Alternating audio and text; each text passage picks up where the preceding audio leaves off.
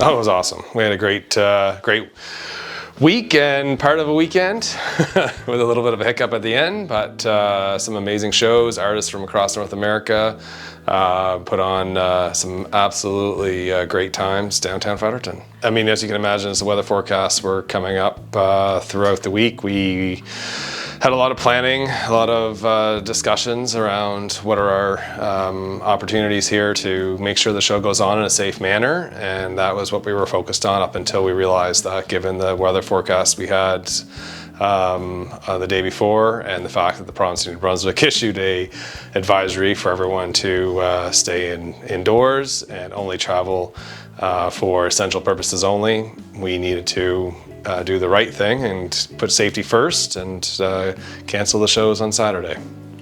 I think Harvest is like everyone just waits for Harvest all year long. It's such a nice festival to kickstart the school year and to really like kickstart fall and everything. And I always say that Fredericton is a city that thrives during the winter because everyone is here and there's so much going on all the time.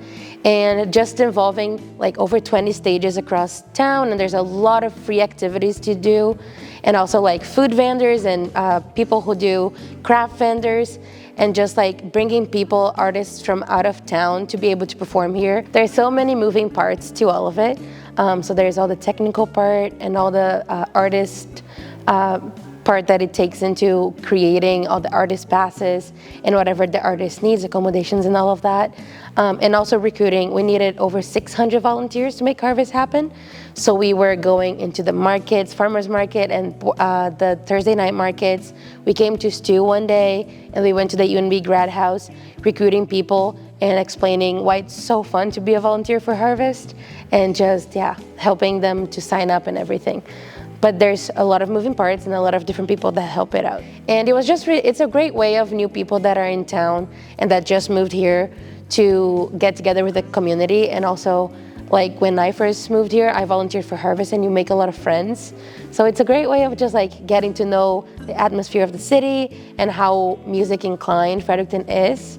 So yeah, it was really fun. Well, I think first and foremost, it's just that exposure to downtown. I mean, I know that there were students who may not have had the opportunity, new students especially, who haven't had the opportunity to be downtown yet. So it's not just about that tent, right? It's the whole experience. You go downtown, Queen Street's closed off, you got food vendors, you got the free stages happening on Carleton Street. You just have this real energy, and then they make their way into this tent for this performance that goes on with multiple artists throughout the night that culminated with a very energetic five alarm funk show. It was just amazing, right? So I think that to me, that especially for new students, if that's part of their welcome to Fredericton, really kind of sets them off on a good energetic first step here in Fredericton. It was a very, very awesome experience, very good atmosphere. Like being someone that's never really been to a music festival before, it was really eye-opening to see, like, how